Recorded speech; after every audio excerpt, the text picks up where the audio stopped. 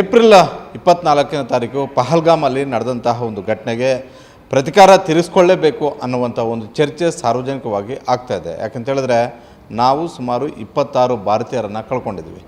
ಈ ನಡುವೆ ಈ ವಿಚಾರ ಹೆಚ್ಚು ಚರ್ಚೆ ಆಗ್ತಾ ಇರುವಂಥದ್ದು ರಾಜಕೀಯ ವಲಯದಲ್ಲಿ. ಒಂದು ಕಡೆ ಪ್ರಧಾನಿ ನರೇಂದ್ರ ಮೋದಿ ಅವರು ಅವತ್ತಿಂದಲೂ ಕೂಡ ಬಿರುಸಿನ ಸಭೆಗಳನ್ನು ಮಾಡ್ತಾಯಿದ್ದಾರೆ. ಮತ್ತೊಂದು ಕಡೆ AICC ನಾಯಕರು ಎಲ್ಲರೂ ಕೂಡ ಕೇಂದ್ರ ಸರ್ಕಾರ ತೆಗೆದುಕೊಳ್ಳುವಂತಹ ಎಲ್ಲ ನಿರ್ಧಾರಕ್ಕೂ ಕೂಡ ನಾವು ಸಪೋರ್ಟ್ ಮಾಡ್ತೀವಿ ಅನ್ನುವಂಥ ಒಂದು ಹೇಳಿಕೆಯನ್ನು ಕೊಡ್ತಾ ಇದ್ದಾರೆ. ಈ ನಡುವೆ ರಾಜ್ಯದಲ್ಲಿ ಮುಖ್ಯಮಂತ್ರಿ ಸಿದ್ದರಾಮಯ್ಯ ಅವರು ಒಂದು ಹೇಳಿಕೆಯನ್ನು ಕೊಟ್ಟರು. ನಾವು ಯುದ್ಧ ಘೋಷಣೆ ಮಾಡಿದ ತಕ್ಷಣ ಹೋದಂತಹ ಪ್ರಾಣಗಳು ವಾಪಸ್ ಬರ್ತವ ಅನ್ನುವಂಥ ಒಂದು ಪ್ರಶ್ನೆಯನ್ನು ಇಟ್ಟರು.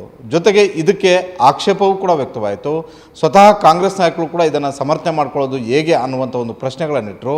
KPCC ಅಧ್ಯಕ್ಷರಾಗಿರುವಂತಹ DK ಶಿವಕುಮಾರ್ ಅವರೇ ನಾನು ಈ ವಿಚಾರಕ್ಕೆ ಪ್ರತಿಕ್ರಿಯೆಯನ್ನು ಕೊಡೋದಿಲ್ಲ ಅನ್ನುವಂಥ ಒಂದು ಮಾತನ್ನು ಹೇಳಿದರು. ಇದು ಇನ್ನೂ ಕೂಡ ಮುಂದುವರಿತಾ ಇದೆ. ಈಗ AICC ನಾಯಕರೇ ಅಧಿಕೃತವಾಗಿ ಒಂದು ಪತ್ರವನ್ನು ಕೂಡ ಹೊರಡಿಸಿದ್ದಾರೆ. ಜೊತೆಗೆ ಇವತ್ತು ಸರಣಿ ಸಭೆಗಳನ್ನು ಪ್ರಧಾನಿ ನರೇಂದ್ರ ಮೋದಿ ಅವರು ಮಾಡ್ತಾಯಿದ್ದಾರೆ. ಸೈನಿಕ ಅಧಿಕಾರಿಗಳ ಜೊತೆಗೆ ಕೇಂದ್ರ ಸಚಿವರ ಜೊತೆ ಮಾತುಕತೆಯನ್ನು ಆಡ್ತಾಯಿದ್ದಾರೆ. ಒಟ್ಟಾರೆ ಈ ಬೆಳವಣಿಗೆ ಬಗ್ಗೆ ನಮ್ಮ ಜೊತೆ ಮಾತನಾಡೋದಕ್ಕೆ ವಿರೋಧ ಪಕ್ಷದ ನಾಯಕರಾದಂತಹ ಆರ್ ಅಶೋಕ್ ಅವರಿದ್ದಾರೆ. ಸರ್, ದೇಶದಲ್ಲಿ ಯುದ್ಧದ ಕಾರ್ಮೋಡ ಆವರಿಸ್ತಾ ಇದೆ ಒಂದು ಕಡೆ, ಮತ್ತೊಂದು ಕಡೆ ಈ ಸಂದರ್ಭದಲ್ಲಿ ರಾಜಕೀಯ ಹೇಳಿಕೆಗಳು ಅಗತ್ಯ ಇದೆಯಾ? ಒಂದು ಕಡೆ ಇಡೀ ದೇಶ ನೋವಿನಲ್ಲಿದೆ. ನಮ್ಮವರು ಸುಮಾರು 27 ಜನ ನಮ್ಮ ಭಾರತೀಯ ಹಿಂದೂಗಳು ಅವರ ರಕ್ತವನ್ನು ಚೆಲ್ಲಾಡಿರೋ ಅಂಥದ್ದು ಇನ್ನೂ ನಮ್ಮ ಮನಸ್ಸಲ್ಲಿ ಮರೆಯೋಕ್ಕೆ ಸಾಧ್ಯನೇ ಆಗಿಲ್ಲ. ಆ ನೋವಲ್ಲಿದ್ದೀರಿ. ಇನ್ನೊಂದು ಕಡೆ ಯುದ್ಧದ ಕಾರ್ಮೋಡ, ದುಷ್ಟ ಪಾಕಿಸ್ತಾನ ಯಾವ ಟೈಮಲ್ಲಿ ಬೇಕಾದ್ರೂ ಕಿತಾಪತಿ ಮಾಡ್ಬೋದು. ಈಗಾಗಲೇ ಬಾರ್ಡ್ರಲ್ಲಿ ಕಿತಾಪತಿ ಮಾಡ್ತಾಯಿದ್ದಾರೆ. ಇಂಥ ಸಂದರ್ಭದಲ್ಲಿ ಕರ್ನಾಟಕ ಕಾಂಗ್ರೆಸ್ ಅವರು, ದೇಶದ ಕಾಂಗ್ರೆಸ್ಸು ಸುಮ್ಮನೆ ಕೂತಿದ್ದಾರೆ. ಖರ್ಗೆ ಅವರು ಹೇಳಿದ್ದಾರೆ, ನಾವು ದೇಶ ಮೊದಲು, ನರೇಂದ್ರ ಮೋದಿಗೆ ಎಲ್ಲ ರೀತಿಯಾದಂಥ ಸಹಕಾರವನ್ನು ಕೊಡ್ತೀರಿ ಅನ್ನೋ ಮಾತನ್ನು ಹೇಳಿದ್ದಾರೆ. ಇಲ್ಲಿರೋವಂಥ ಕರ್ನಾಟಕದಲ್ಲಿರುವಂಥ ಕಿತಾಪತಿ ಕಾಂಗ್ರೆಸ್ ಅವರು, ಅದರಲ್ಲೂ 4-5 ಜನ ಮಿನಿಸ್ಟ್ರುಗಳು, ಅವ್ರಿಗೆ ಕಾಂಗ್ರೆಸ್ ಪಾರ್ಟಿ ಅಂದರೆ ಏನು ಅಂತ ಗೊತ್ತಿಲ್ದಂಗಿಲ್ಲ. ಅಂದರೆ ಎಲ್ಲರೂ ಹೊಸಬರೇ ಇವರೆಲ್ಲ. ಸಿದ್ದರಾಮಯ್ಯನೂ ಕಾಂಗ್ರೆಸ್ ಅಲ್ಲ, ಅವ್ರು 4-5 ಪಾರ್ಟಿ ಬಿಟ್ಟು ಅಲ್ಲ, ಅವರು ಮೂಲ ಕಾಂಗ್ರೆಸ್ ಅಲ್ಲ, ಲಾಡು ಮೂಲ ಕಾಂಗ್ರೆಸ್ ಅಲ್ಲ ನನಗೆ ಗೊತ್ತಿರೋ ಪ್ರಕಾರ. ತಿಮ್ಮಾಪುರೂ ನನಗೆ ಗೊತ್ತಿಲ್ಲ ಅವ್ರು ಯಾವ ಕಾಂಗ್ರೆಸ್ಸು ಅಂತ. ಈ ಥರದ 3-4 ಜನ ದೇಶದ ವಿರುದ್ಧವಾಗಿ ಯುದ್ಧದ ಅವಶ್ಯಕತೆ ಇದೆಯಾ ಅಂತ ಹೇಳಿದ್ರು. ಜನ ಉಗಿಯೋಕ್ಕೆ ಶುರು ಆಯಿತು ಕಾಂಗ್ರೆಸ್ಸನ್ನು. ನಾನು ಹಂಗೆ ಹೇಳೇ ಇಲ್ಲ, ಅನಿವಾರ್ಯವಾದರೆ ಯುದ್ಧ ಮಾಡಬೇಕು ಅಂಥೇಳಿ. ಅವೆರಡೂ ನಾನು TVಯಲ್ಲಿ ನೋಡಿದೆ, ಅರ್ಧ ಹಾಕಿ ತೋರಿಸ್ತಾಯಿದ್ರು. ಅವಾಗ ಏನು ಮಾಡಿದ್ರು, ತಿಮ್ಮಾಪುರನೂ ಅಷ್ಟೇ, ನಾನು ಹೇಳಲೇ ಇಲ್ಲ ಹಂಗೆ ಅಂತಂದು 2 ಹಾಕಿ ತೋರಿಸ್ತು. ಜನ ಇವಾಗ ಯಾರಿಗೆ ಕ್ಯಾಕರಿಸಿ ಚಿಮಾರಿ ಹಾಕುತ್ತಾರೆ? ಈ ಸಂತೋಷ್ ಲಾಡ್ ಅಂತೂ ಇಲ್ಲ, ಇವತ್ತು ಹೇಳ್ತಾರೆ ಪಾಕಿಸ್ತಾನಕ್ಕೆ ನುಗ್ಗೊಡಿಬೇಕಂತೆ. ಮೊನ್ನೆ ಹೇಳ್ತಾ ಇದ್ದ ಪಾಕಿಸ್ತಾನಕ್ಕೆ ನಾವು ನಮ್ಮ ಫೇಲು ಇರೋದು, ಪಾಕಿಸ್ತಾನನ ಯಾಕೆ ಬ್ಲೇಮ್ ಮಾಡಬೇಕು, ನಾವು ಬಂದೋಬಸ್ತ್ ಮಾಡಿಲ್ಲ ಅಂತ ಹೇಳ್ತಾಯಿದ್ವಿ. ಇವತ್ತು ಏಕಾಏಕಿ ಟರ್ನು. ಯಾಕಂದರೆ ಕಾಂಗ್ರೆಸ್ಸಿನ ಜನರಲ್ ಸೆಕ್ರೆಟ್ರಿ ಪತ್ರ ಬರೆದಿದ್ದಾನೆ. ಈ 4 ಜನ ಪಾಕಿಸ್ತಾನ ಪರವಾಗಿ ಮಾತಾಡಿದ್ರಲ್ಲ ಇಲ್ಲಿ ಕಾಂಗ್ರೆಸ್ಸಿನ ನಾಯಕರು, ಸಿದ್ದರಾಮಯ್ಯನಿಂದ, ಲಾಡಿಂದ, ಯಾರು ಇನ್ನೊಂದು ಅಬ್ಕಾರಿ ಮಂತ್ರಿ ತಿಮ್ಮಾಪುರೆ, ಇವರೆಲ್ಲ ಮಾತಾಡಿದ್ರಲ್ಲ. ಅದಕ್ಕೆ ಕಾಂಗ್ರೆಸ್ ಅವ್ರು ಚೀವಾರಿ ಯಾಕೆ ಬರೆದಿದ್ದಾರೆ, ನೀವೇನಾದರೂ ಹಿಂಗೆ ಮಾಡಿದ್ರೆ ನಿಮ್ಮ ಮೇಲೆ ನೋಟಿಸ್ ಕೊಡದೆ ಆ್ಯಕ್ಷನ್ ತೊಗೊತೀರಿ ಅಂತ ಬರೆದಿದ್ದಾರೆ. ಇನ್ನಾದರೂ ಬುದ್ಧಿ ಕಲ್ತ್ಕೊಂಡು ಮಾನ ಮರ್ಯಾದೆಗೆ ದೇಶ ಇವತ್ತು ಯುದ್ಧದ ಸಂದರ್ಭದಲ್ಲಿ, ಯಾಕಂದರೆ ಇಷ್ಟೂ ಕೂಡ ಪಾಕಿಸ್ತಾನದ ಎಲ್ಲ ಪತ್ರಿಕೆಗಳು ಇವ್ರನ್ನ ಹೊಗಳ್ತಾ ಇದ್ದಾರೆ. ಪಾಕಿಸ್ತಾನದಲ್ಲಿ ಸಂತೋಷ್ ಲಾಡು ಫೇಮಸ್ ಆಗ್ಬಿಟ್ಟಿದ್ದಾನೆ. ತಿಮ್ಮಾಪುರೇನ ಕಡಲೆಪುರೇನ ಅವನು ಫೇಮಸ್ ಆಗ್ಬಿಟ್ಟಿದ್ದಾರೆ ಅಲ್ಲಿ. ಸಿದ್ದರಾಮಯ್ಯ ಅಂತೂ ಇಡೀ ಪಾಕಿಸ್ತಾನದಲ್ಲಿ ಯಾವುದೇ ಕಾನ್ಸ್ಟಿಟ್ಯೂನ್ಸಿಯಲ್ಲಿ ನಿಂತರೂ 100% ಏನೋ ಬಹುಮತ, ಪ್ರಚಂಡ ಬಹುಮತದಲ್ಲಿ ಗೆಲುವನ್ನು ಸಾಧಿಸೋಷ್ಟು ಪಾಪ್ಯುಲರ್ ಆಗ್ಬಿಟ್ಟಿದ್ದಾರೆ ಇವರೆಲ್ಲರೂ ಕೂಡ. ಇದು ಪಾಕಿಸ್ತಾನಕ್ಕೆ ಒಂದು ಅಸ್ತ್ರ ಆಗೋಗ್ಬಿಟ್ಟಿದೆ ನೋಡಿ. ಭಾರತದಲ್ಲಿ ಕಾಂಗ್ರೆಸ್ ಅವರು ವಿರೋಧ ಮಾಡ್ತಾ ಇದ್ದಾರೆ. ಅವ್ರಿಗೆ ಯುದ್ಧ ಇಷ್ಟ ಇಲ್ಲಂತೆ. ಪಾಕಿಸ್ತಾನ ನಮ್ಮ ಸ್ನೇಹ ರಾಷ್ಟ್ರ ಅಂತ ಕಾಂಗ್ರೆಸ್ ಅವರು ಹೇಳ್ತಾ ಇದ್ದಾರೆ. ಬಿ ಜೆ ಪಿಯವರು ಮಾತ್ರ ಅದು ನಮ್ಮ ವೈರಿ ರಾಷ್ಟ್ರ ಅಂತ ಹೇಳ್ತಾ ಇದ್ದಾರೆ. ಹಾಗಾದ್ರೆ ಇಂದಿರಾ ಗಾಂಧಿ ಯಾಕೆ ಯುದ್ಧ ಮಾಡಿದ್ರು? ನೆಹರು ಯಾಕೆ ಯುದ್ಧ ಮಾಡಿದ್ರು? ಓವೈಸಿ ಅಂತ ಒಬ್ಬ ಮುಸ್ಲಿಂ ನಾಯಕ ಅವನು ಹೇಳ್ತಾನೆ ನುಗ್ಗೊಡಿರಿ ಪಾಕಿಸ್ತಾನಕ್ಕೆ ಅಂತ ಹೇಳ್ತಾರೆ. ಫರೂಕ್ ಅಬ್ದುಲ್ಲಾ ಜಮ್ಮು ಕಾಶ್ಮೀರ, ಅವ್ರ ಮಗ ಮುಖ್ಯಮಂತ್ರಿ ಆಗಿದ್ದಾರೆ. ಅವ್ರು ಹೇಳಿದ್ದಾರೆ ಲ್ಯಾಬ್ಸ್ ಏನಾಗಿದೆ ಅದಕ್ಕೆ ನಾನೇ ಕಾರಣ ಅಂತ ಹೇಳಿದ್ದಾರೆ. ಸೆಕ್ಯೂರಿಟಿ ಕೊಡಬೇಕಾಗಿದ್ದು ರಾಜ್ಯ ಸರ್ಕಾರದ ಕರ್ತವ್ಯ, ನಾವು ವೈಫಲ್ಯ ಆಗಿದ್ದೀರಿ. ನಾನು ಕ್ಷಮೆ ಕೇಳ್ತೀನಿ ದೇಶದ ಜನತೆ. ನಮ್ಮ ಟೂರಿಸ್ಟ್ಗಳು ನಮ್ಮ ಅತಿಥಿಗಳಿಗೆ ನಾವು ರಕ್ಷಣೆ ಕೊಡೋಕ್ಕಾಗಿಲ್ಲ ಅಂದರೆ ನಾನು ಕ್ಷಮಾಪಣೆ ಕೇಳ್ತೀನಿ ಅಂತ ಅಸೆಂಬ್ಲಿಯಲ್ಲಿ ಕಣ್ಣೀರು ಹಾಕಿದ್ದಾರೆ. ಈ ಕಾಂಗ್ರೆಸ್ ಅವ್ರಿಗೆ ಅವ್ರಿಗೇನೂ ಅನಿಸ್ಲೇ ಇಲ್ಲ. ಮುಸ್ಲಿಮರೆಲ್ಲರೂ ಕೂಡ ದೇಶಭಕ್ತ ಮುಸ್ಲಿಮರು ಒಬ್ಬೊಬ್ಬರಾಗಿ ಹೇಳಿಕೆಗಳನ್ನು ಕೊಡ್ತಾ ಇದ್ದಾರೆ. ನಾವು ನಿಮ್ಮ ಪರ ಇದ್ದೀರಿ, ನುಗ್ಗೊಡೀರಿ ಅಂತ ಇದ್ದಾರೆ. ಇಲ್ಲಿ ಕಾಂಗ್ರೆಸ್ ಅವರು ಪಾಕಿಸ್ತಾನ ನಮ್ಮ ಸ್ನೇಹ ರಾಷ್ಟ್ರ, ಪಾಕಿಸ್ತಾನ ನಮ್ಮ ಫ್ರೆಂಡುಗಳು, ಅವ್ರು ನೋಡಿ ಅದು ಬೇಡ, ನಮ್ಮ ಆಗೋಯ್ತು, 27 ಜನ ಸತ್ತೋದ್ರು, ವಾಪಸ್ ಬರ್ತೈತಾ? ಅವ್ರ ರಕ್ತ ಚೆಲ್ಲೋಯ್ತು, ಅವ್ರ ಮಕ್ಕಳು ಮರಿಗಳೆಲ್ಲ ಬೀದಿ ಪಾಲಾದರು, ಆಗೋಗಲಿ, ಇವಾಗ ತರೋಕ್ಕಾಗುತ್ತೆ ಅವ್ರನ್ನೆಲ್ಲ ವಾಪಸ್ಸು ಅಂಥೇಳಿ ಏನು ಶಾಂತಿ ಮಂತ್ರ ಹೇಳ್ತಾ ಇದ್ದಾರೆ. ಅಂದರೆ ಇನ್ನು 100 ಸರಿ ದಾಳಿ ಮಾಡಿದ್ರೂ ಕೂಡ ನಾವೆಲ್ಲರೂ ಕೂಡ ಶಾಂತಿ ಅಂತಲೇ ಇರಬೇಕು.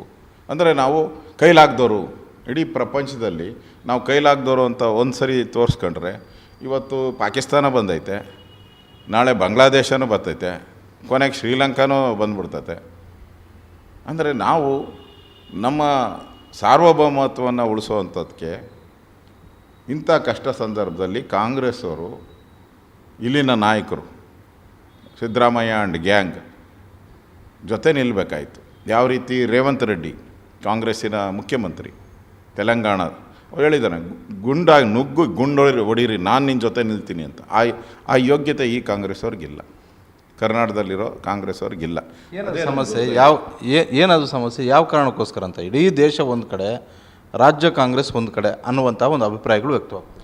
ಅವ್ರಿಗೆ ಇಲ್ಲಿ ಈ ಕಾಂಗ್ರೆಸ್ ಅವ್ರಿಗೆ ಎಲ್ಲಿ ಮುಸಲ್ಮಾನರು ಓಟು ಹೊಡ್ತತೋ, ಮುಸಲ್ಮಾನರು ಓಟು ನಮಗೆ ಪರ್ಮನೆಂಟ್ ಗ್ಯಾರಂಟಿ ಮಾಡ್ಕೋಬೇಕು.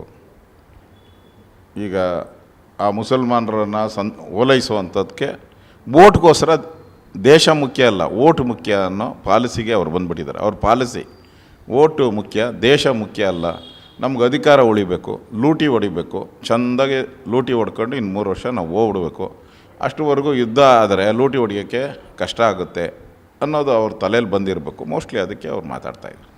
ತುತ್ತು ಅನ್ನಕ್ಕೋಸ್ಕರ ಪರದಾಡ್ತಿರುವಂತಹ ಪಾಕಿಸ್ತಾನದ ಮೇಲೆ ಯುದ್ಧವೇ ಕೊನೆಯ ಅಸ್ತ್ರವಾಗಿ ಪರಿಗಣಿಸಬೇಕು ಅಂತ ನಿಮ್ಗೆ ಅನಿಸುತ್ತಾ? ನೋಡಿ, ಭಾರತ ಯಾವತ್ತೂ ಯಾರ ಮೇಲೂ ಹೋಗಿ ಇವತ್ತಲ್ಲ, ಸಾವಿರಾರು ವರ್ಷದಿಂದ ಭಾರತ ಯಾರ ಮೇಲೂ ಯುದ್ಧ ಮಾಡಿಲ್ಲ. ನಾವು ಯಾರಾದರೂ ನಮ್ಮ ಮೇಲೆ ದಾಳಿ ಮಾಡಿದ್ರೆ ಅವ್ರನ್ನ ಬಿಟ್ಟಿಲ್ಲ ನಾವು. ನೀವು ಶಿವಾಜಿಯಿಂದ ತಗೊಳ್ಳಿ, ವಿಜಯನಗರದ ಕೃಷ್ಣದೇವರಾಯ ತಗೊಳ್ಳಿ, ಎಲ್ಲರೂ ಕೂಡ ನಾವು ನಮ್ಮ ಅಸ್ತಿತ್ವವನ್ನು ಕೆಣಕಿದಾಗ ನಾವು ಹೋರಾಟವನ್ನು ಮಾಡಿದ್ದೀರಿ ನಾವು. ಅದರಿಂದ ಇಲ್ಲಿ ನಮ್ಮ ಮರ್ಯಾದೆ ಪ್ರಶ್ನೆ ಇದು. ಹಂಗಾರೆ ಆ ಸಾವಿಗೆ ನ್ಯಾಯ ಬೇಡವ? ಹಂಗಾರೆ ಅಂದರೆ ಯಾರು ಬೇಕಾದರೂ ಬಂದು ಪಾಕಿಸ್ತಾನದ ಮುಸ್ಲಿಮರು, ಭಯೋತ್ಪಾದಕ ಮುಸ್ಲಿಮರು ಬಂದು ಹೊಡೆದ್ಬಿಟ್ಟು ಯಾರು ಬೇಕಾದರೂ ಹೋಗೋದಾದರೆ, ಹಂಗಾರೆ ಇವ್ರ ಮನೆಗಳಲ್ಲಿ ಹಿಂಗೇನಾದ್ರೆ, ಕಾಂಗ್ರೆಸ್ ಅವ್ರ ಮನೆಗಳು, ಈ ಲೀಡ್ರುಗಳು ಮಾತಾಡ್ತಾರಲ್ಲ 4-5 ಜನ ಈ ಮಂತ್ರಿಗಳು, ಅವ್ರ ಮನೆಯಲ್ಲಿ ಏನಾದಾಗ, ಮೊನ್ನೆ ಸಿದ್ದರಾಮಯ್ಯನಿಗೇನೋ ಧಿಕ್ಕಾರ ಅಂತ ಕೂಗಿದ್ದಕ್ಕೆ ಎಷ್ಟು ಕೋಪ ಬಂದ್ಬಿಡ್ತು. ಇನ್ನೇನ ಸಾವಾದರೆ ಇನ್ನೆಷ್ಟು ಕೋಪ ಬರ್ಬೋದು? ಅಂದರೆ ಬೇರೆಯವ್ರ ಮನೆ ಸತ್ತರೆ ಸಾಯ್ಲಿ, ಅವ್ರು 27 ಜನ ತಾನೇ ಸತ್ತಿದ್ದು, ನಮ್ಮ ಮನೆಗೆ ಯಾರೂ ಸಾಯಬಾರ್ದು. ಇದು ಕಾಂಗ್ರೆಸ್ ಅವ್ರದ್ದು ಅಷ್ಟೇ. ಯಾಕಂದರೆ ಲೂಟಿ ಹೊಡೆದಿರ್ತಾರಲ್ಲ ಹಣನ, ಅದು ತಿನ್ನಬೇಕಲ್ಲ ಚೆಂದಾಗಿ. ಅವ್ರ ಮನೆ, ಅವ್ರ ಮಕ್ಕಳು ಅವರು ಕರೆಕ್ಟಾಗಿರಬೇಕು, ಅವ್ರ ಹೆಂಡತಿ ಮಕ್ಕಳು, ಅವ್ರ ಸಂಸಾರ ಚೆಂದಾಗಿರಬೇಕು. ಬೇರೆಯವ್ರು ಸತ್ತರಲ್ಲ, ಅವರೆಲ್ಲ ಹೋದ್ರೆ ಹೋಗ್ಲಿ ಬಿಡ್ರಿ, ವಾಪಸ್ ತರೋಕ್ಕಾಗತ್ತ? ಇದೇ ಮಾತನ್ನು ಅವ್ರ ಮನೇಲಿ ಏನಾನ ಆದಾಗ ಹೇಳ್ಬೇಕಲ್ಲ. ಅವ್ರ ಮನೆಯಲ್ಲಿ ಏನಾನ ಈ ಥರ ಘಟನೆಗಳಾದಾಗ ಸತ್ತಾಗ ಹೇಳ್ಬೇಕು, ಓದ ಬಿಡ್ರಿ ಅಂತ ಹೇಳ್ಬಿಟ್ಟು ಹೋಗ್ಬೇಕಾಯ್ತು. ಯಾಕೆ ಹೋಗಲ್ಲ? ಯಾಕೆ ಕಣ್ಣೀರು ಸುರಿಸ್ತೀರಾ? ನಿಮ್ಮ ಮನೇಲಿ ಏನಾನ ಆದರೆ ಏನು ನೀರಿನ ಹೊಳೆಯೋ ಹಾಲಿನ ಹೊಳೆಯೋ ಅನ್ನೋ ರೀತಿ ಕಣ್ಣೀರಿನ ಹೊಳೆ ಹರಿಸ್ಬಿಡ್ತೀರಾ? ಬೇರೆಯವ್ರ ಮನೆ ಸತ್ತರೆ ಅವ್ರ ರಕ್ತಕ್ಕೆ ಬೆಲೆ ಇಲ್ಲ. ಅಲ್ಲಿ ಆ ಮಗು ಹೇಳ್ತಾ ಇತ್ತು, ನಾನು ಹೋಗಿದ್ದೆ, ಅವ್ರ ಮನೇಲಿ ಆ ಮಗು ಹೇಳ್ತಾ ಇದ್ದಾನೆ, ಅಪ್ಪನ ನೋಡಿ, ಅಪ್ಪ ರಕ್ತ ಬರ್ತಾಯಿದೆ ಒರೆಸಿ ಅಪ್ಪನಿಗೆ ಅಂತಾನೆ. ಸತ್ತೋಗ್ಬಿಟ್ಟಿದ್ದಾರೆ ಅಷ್ಟರಲ್ಲಿ. ರಕ್ತ ಬರ್ತಾಯಿದೆ, ವರ್ಷಮ್ಮ ಅಂತ ಹೇಳ್ತಾ ಇದ್ದಾನೆ ತಾಯಿಗೆ. ಅಂದರೆ ನಿಮಗೆ ಹೃದಯ ಅಲ್ವಾ ನಿಮಗೆ ಕಾಂಗ್ರೆಸ್ ಅವ್ರಿಗೆ? ನಿಮ್ಮ ಕಣ್ಣಲ್ಲಿ ನೀರು ಬರಲ್ವಾ? ಆ ಮಗು ಏನೂ ಗೊತ್ತಿಲ್ಲದ ಮಗು ಆ ರಕ್ತ ನೋಡಿ, ತಂದೆಯ ರಕ್ತವನ್ನು ನೋಡಿ ಕಣ್ಣೀರಾಗ್ತಾಯಿದೆ. ನಿಮಗೆ ಕಣ್ಣೀರು ಇಲ್ಲ, ನಿಮಗೆ ಅಧಿಕಾರ ಬಿಟ್ಟರೆ ಬೇರೆ ಏನೂ ಇಲ್ಲ. ಅದು ಇವತ್ತು ರಾಜ್ಯದ ಜನ ನೀವು ಪಾಕಿಸ್ತಾನ ಅಲ್ಲ ನಮ್ಗೆ ವಿರೋಧಿಗಳೀಗ, ನೀವೇ ದೊಡ್ಡ ವಿರೋಧಿಗಳಾಗ್ಬಿಟ್ಟಿದ್ದೀರಿ. ಅವತ್ತು ದೇಶದೊಳಗೇ ವಿರೋಧಿಗಳಿದ್ದೀರಾ ಅಂತ ಹೇಳಿದ್ರು. ಅದು ನಮ್ಗೆ ಅದೇ ಸಮಸ್ಯೆ ಆಗಿರೋದು. ಪಾಕಿಸ್ತಾನ ಇಷ್ಟೊಂದು ನಾವು ಅಣುಬಾಂಬ್ ಹಾಕ್ತೀರಿ, ಬನ್ನಿ ತಾಕತ್ತಿದ್ದರೆ ಬೆದರಿಕೆ ಆಗ್ತಾ ಇದ್ದಾರೆ ಅಂತೆಲ್ಲ ಹೇಳ್ತಾ ಇದ್ದಾರಲ್ಲ. ನಮ್ಮಲ್ಲಿ ಏನು ಹೇಳ್ತಾ ಇದ್ದೀರಾ ನೀವು ಕಾಂಗ್ರೆಸ್, ಕರ್ನಾಟಕದಲ್ಲಿರೋ ಕಾಂಗ್ರೆಸ್ ನಾಯಕರು? ಸರ್, ಈ ನಡುವೆ ರಾಜ್ಯದಲ್ಲಿ ಅಲ್ಲಲ್ಲಿ ಪಾಕಿಸ್ತಾನದ ಬಾವುಟಗಳು ಹರಿದಾಡ್ತಾ ಇದ್ದಾವೆ.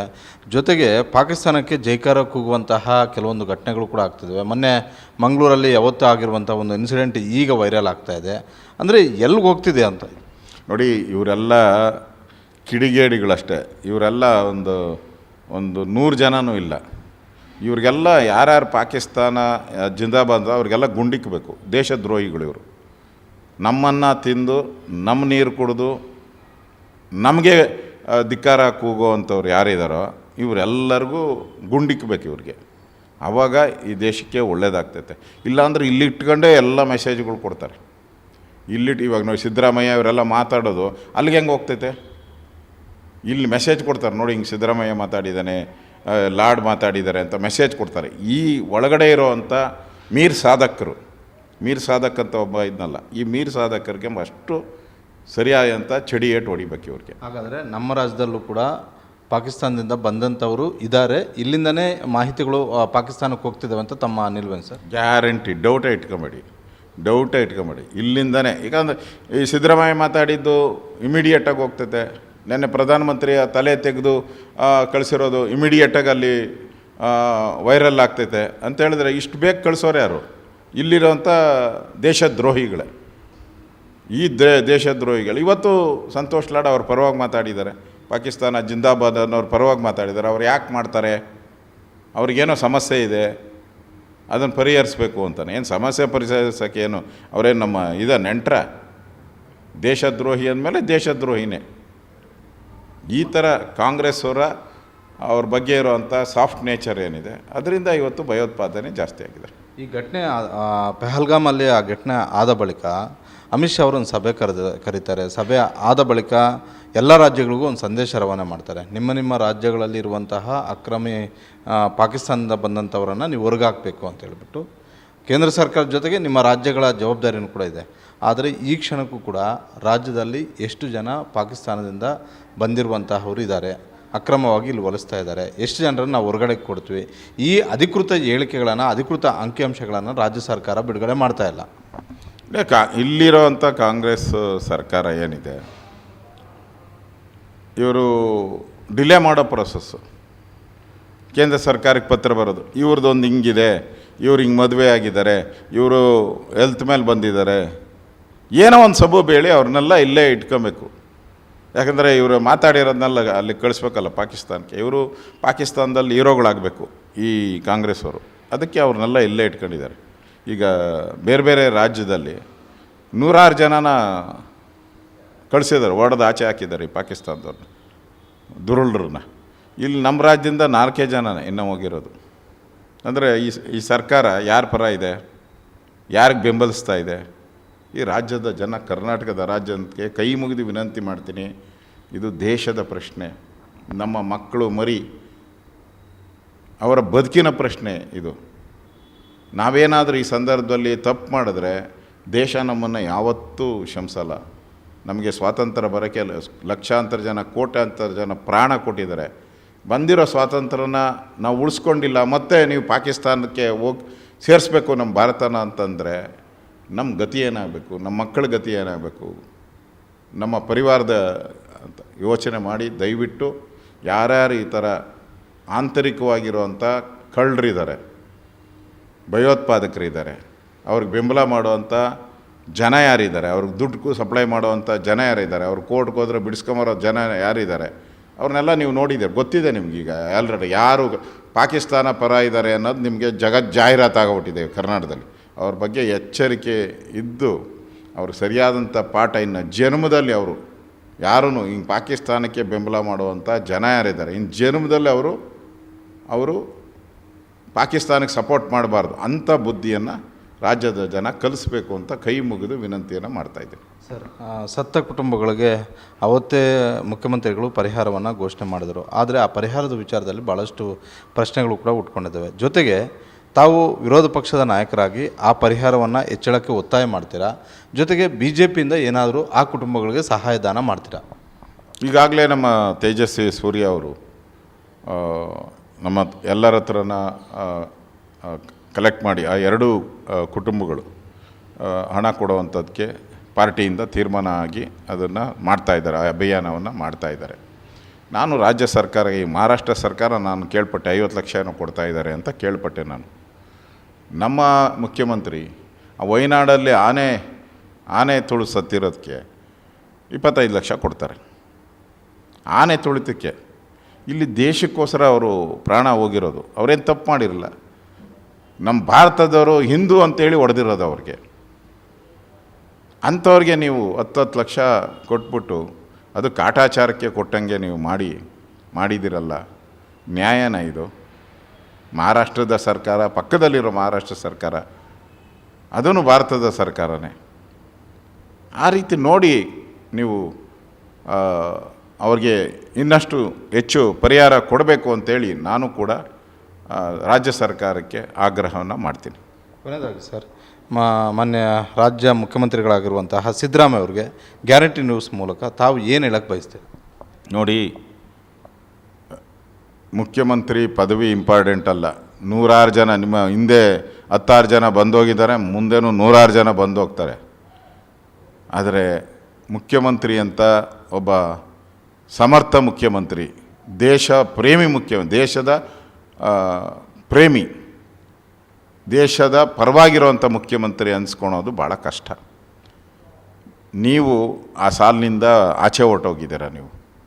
ಅದರಿಂದ ಇನ್ನಾದರೂ ಬುದ್ಧಿ ಕಲ್ತ್ಕೊಂಡು ದೇಶ ಪ್ರೇಮಿ ಸಿದ್ದರಾಮಯ್ಯ, ನಾನು ದೇಶದ ಪ್ರೇಮಿ ಅನ್ನೋದನ್ನು ಸಾಬೀತು ಮಾಡೋವಂಥದ್ದಕ್ಕೆ ಇನ್ನೂ ಕಾಲ ಮಿಂಚಿಲ್ಲ.